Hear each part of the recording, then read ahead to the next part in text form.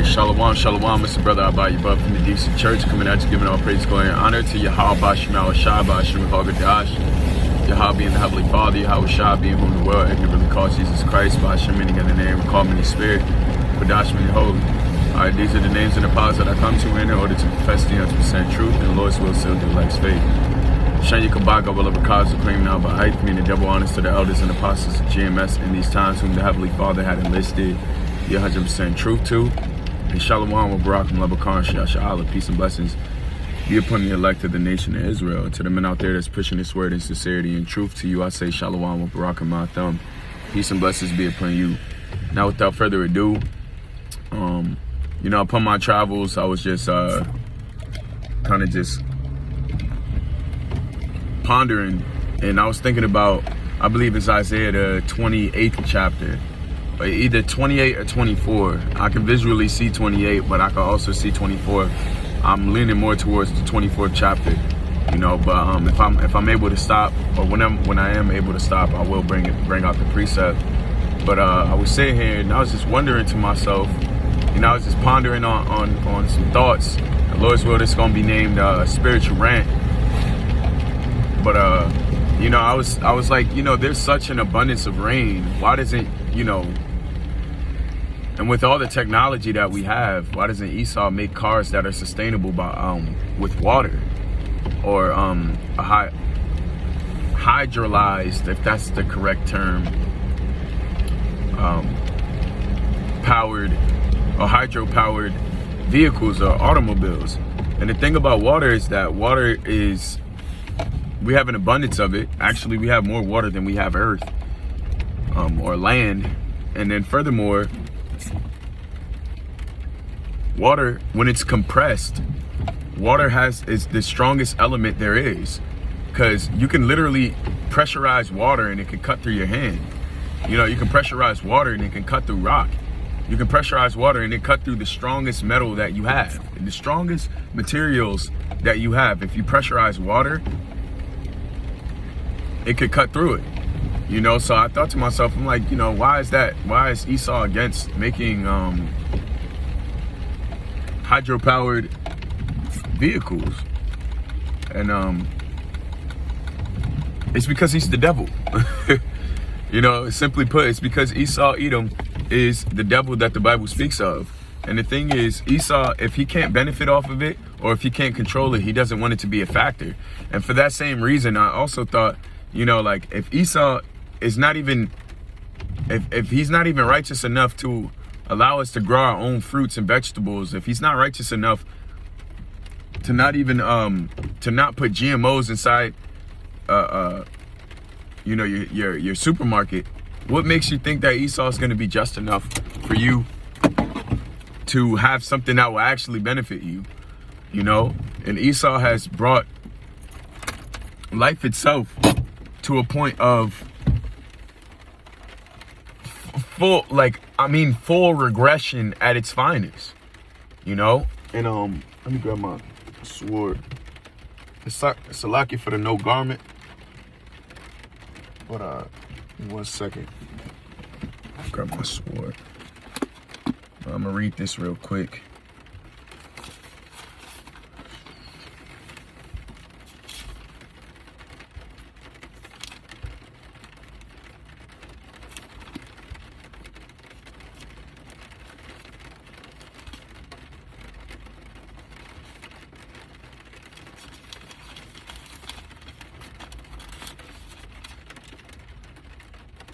Yeah, it's 24. I think I might have just opened up right to it. 25, 24. There's Yeshaya or Isaiah chapter 24, verse 1. Well, I start at verse 4. It says, the earth mourneth and fadeth away. The world languisheth and fadeth away. The haughty people of the earth do languish. The earth is defiled under the inhabitants thereof, because they have transgressed the laws, changed the ordinances, and broken the everlasting covenant. And that's really the main point, is Esau has changed all of the ordinances of this world to conform it into a position to where everything will worship him or will either be tracked by him. All right.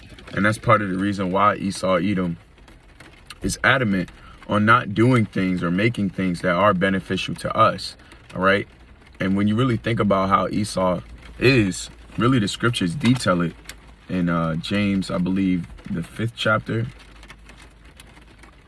where it talks about how, you know, his gold is cankered. Give me 1 second.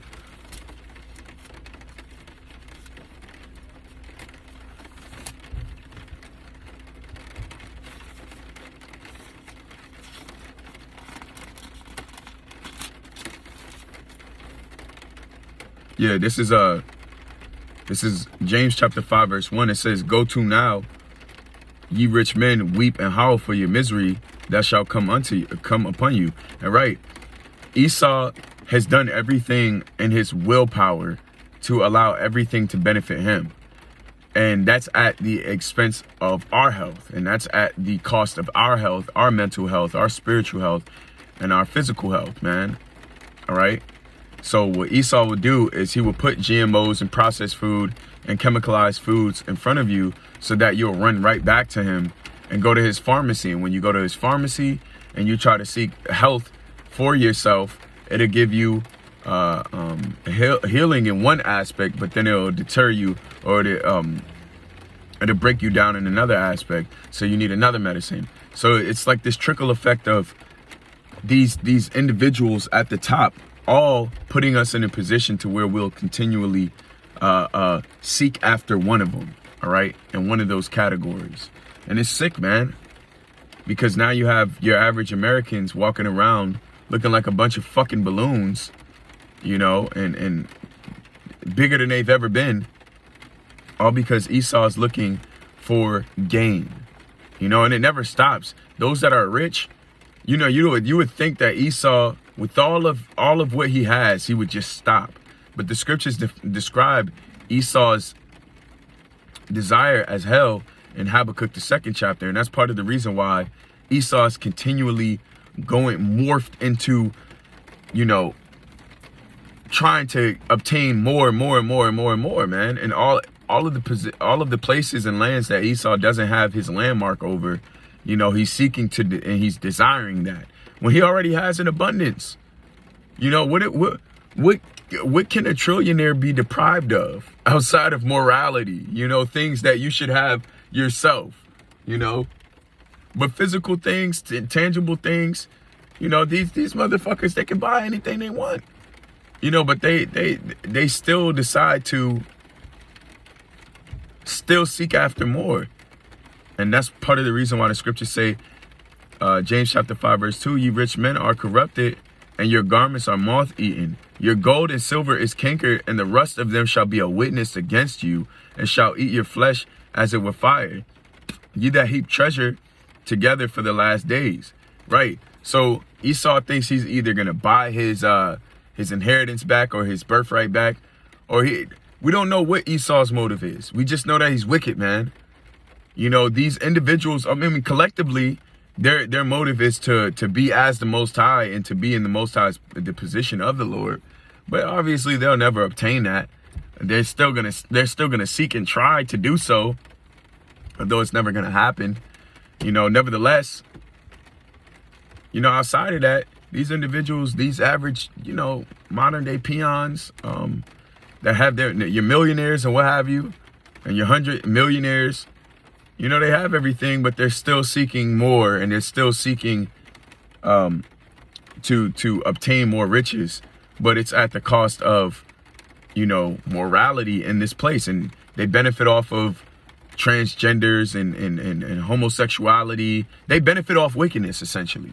You know, that's what Esau's cash cow is wickedness. And anything that involves wickedness, he benefits off of, you know.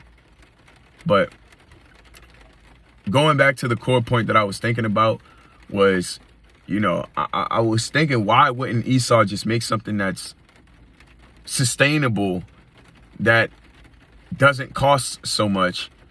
And, you know, like, because the thing is, we as men of the Lord always think about a solution to problems that are present. you know, and that's just how we are. We're problem solvers, and that's part of the reason why we are prophets. Being a prophet is being a problem solver. We see a big issue that's about to come, and we see a pending destruction that's about to come. So the way that we solve our problem is to admonish our people of the pending destruction and to admonish them to come back to the Heavenly Father. Nevertheless, we're also problem solvers in everyday life. You know, we see an issue and we can actually rend help. All right. Nevertheless,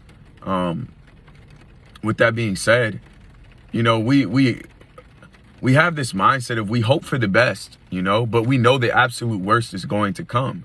And especially in this world, knowing Esau Edom, he has no motive to do anything that's in any way righteous. If he doesn't do wrong, or if he doesn't do some sort of iniquity from day to day, he feels like he's not fulfilling his purpose, you know? And the scriptures say that he sleep not lest he cause them to fall. All right. So, you know, when you think about what would essentially make this world better, and you think about why it's not being performed, you have to understand who the earth is giving it to the hands of the wicked. All right. And we know that right now, the earth is not in the hands of anyone that it would be profitable to be under, because look at the conditions. All right. But, you know, that's my spiritual rant. You know, that's all I really had to say for today. That was just a thought that I had that I felt like I should have just put on wax, you know, and I pray that you were edified through this epistle. I give all praise, glory, and honor to Yahweh, Shema, Shabbat, Shema, Kadash, Shenya Kabaka, Velav, Kaza, Kayim, Naba, Aith, Shalom, Wabarakam, Labakar, Shiash, Until next time, I can say Shalom.